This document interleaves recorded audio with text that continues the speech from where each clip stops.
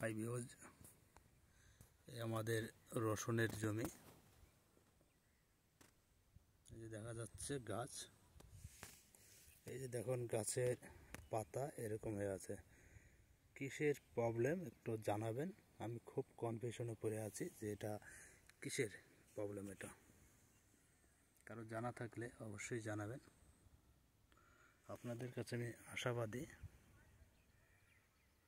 যে কি সমস্যা হয়েছে। এই যে জমির আল দেখা যাচ্ছে, এই যে পুরোটাই আপনার রসুনের জমি।